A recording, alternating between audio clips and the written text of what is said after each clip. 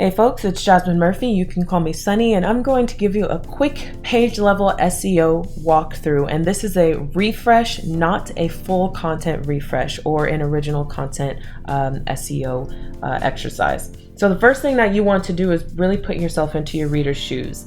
Based on your target audience research, your subject matter research, and your existing content, because remember this is a refresh, think about what are the most natural search queries that your target reader might input into the search engine.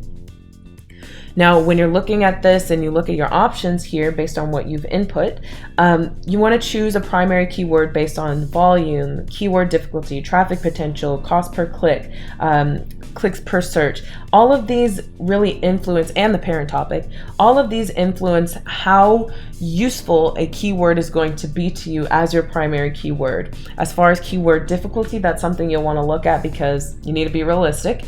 Not every website can rank for every keyword. Some are going to be too competitive for the state of your website. You want to look at volume because if something's only gets 30 searches per month, it might not be the best keyword to make your primary target.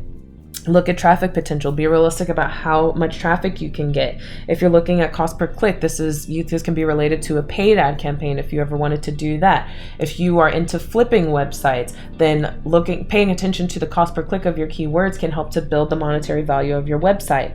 If you're looking at a parent topic, the primary keyword that you've chosen might not be that parent topic, so it might be more useful for you to target the parent topic rather than the chosen keyword.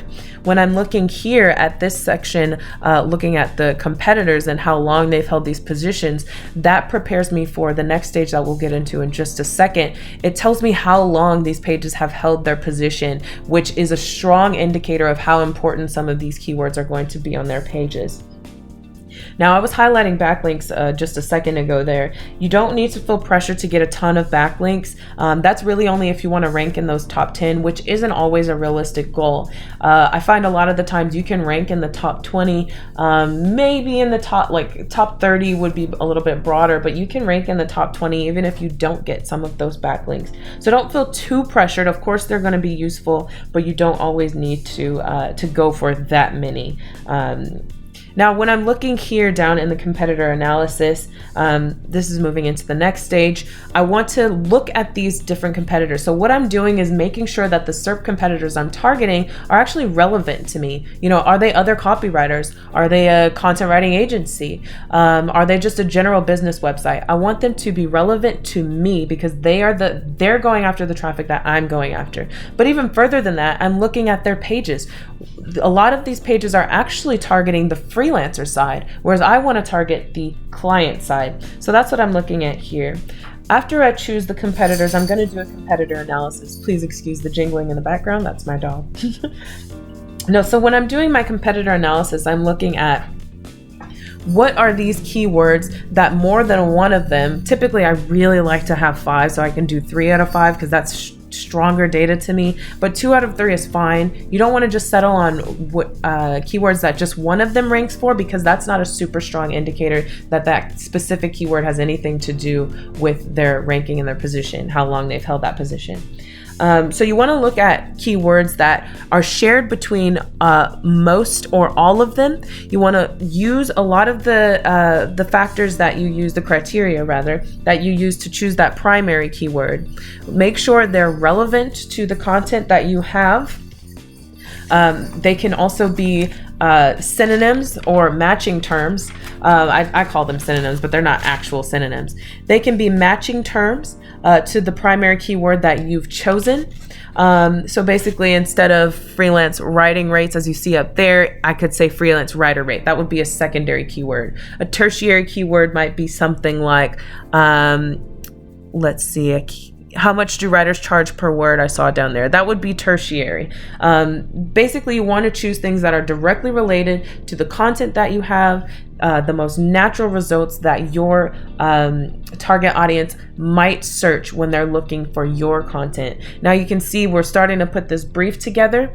I will note here that one of the reasons that I like to include all of this data in my keyword briefs is it helps me to prioritize where I put these keywords on the page, how many times I put them on the page, how they're placed, and I mean how they're placed differently from where they're placed, because where they're placed can mean top of the page, middle of the page, bottom of the page, which here say is important to the crawlers and kind of demonstrating the relevance and the significance of that keyword. Whereas when I'm talking about the placement of the keyword, I mean whether it's in your actual content or in the alt text. Now, what I'm doing here is I'm looking at matching terms, and I'm also looking at also rank for, what else they rank for. And this is just helping me to broaden my search so I don't get pigeonholed into the initial content gap analysis there. And now I have my whole brief together, and I've got my competitors there for later reference if I need it.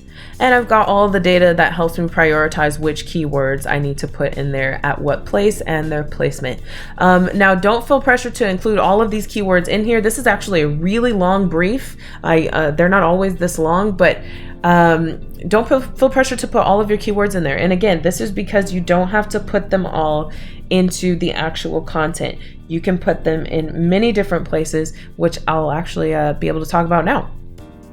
So as you can see, I've found many places to put them in the actual content, but as you can see, you can put them in the URL here. You can put them in the meta description. You don't always, when you're doing a refresh, you don't always want to change your URL. This is because you could really break a lot of things at once. If you've gained any backlinks to a specific page, don't change your URL because you'll lose those backlinks. If you have a lot of pages interlinking, like from your own website, linking to that page, don't change the URL unless you feel like you can go back and quickly fix those things. But where else can you put them? You can put them in the alt text, as you've been seeing here. Put them in the image file name, in the link titles. You can put them, and what I mean by link titles is some content management systems will allow you to add a title to an external or internal link. This is separate from the anchor text, and that can help boost your SEO there. You can put them in header tags and jump links, as I've done here. You'll see a lot of blank header tag comments on the right there, but I'll show you that in just a second. Yeah, these are all really common places, some of my favorite places to put your keywords, and it really helps to relieve that pressure of implementing keywords into your content. Because if you are one of those keyword stuffers, like you see all of these keywords here, you feel like you have to put them all in the content, and that results in you stuffing so many of them in there that it sounds so unnatural. It does not flow well. And that's going to cause your readers to back off from your page, which is going to hike up that bounce rate and hurt your SEO. Just then you saw where I include that header tag to create those jump links, which are in the table of contents, which I'll demonstrate here. That header tag goes at the end of the URL slug. And that just allows your readers to navigate the page as they wish, which goes into my very last point here, which is formatting. Formatting is crucial to your SEO, and not enough people pay attention to it. Formatting includes primarily a lot of different things. So it includes a lot of white space.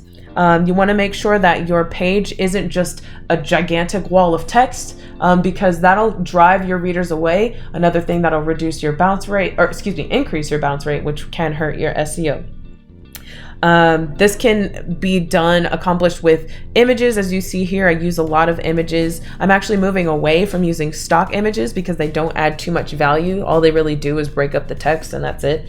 But you want to include stuff like graphs, maybe comparison tables, infographics, those kinds of things. It just makes it easier on your readers' eyes. You want to use canonical headers. That way it's intuitive, that when your reader sees an H1 header, that means it's the title. Don't use that anywhere else on your page. When you use H2 headers, that tells them it's a subtopic. H3, that's additional information to the H2s. Make sure all of your links open up in a new tab, of course, with the exception of the table of content links.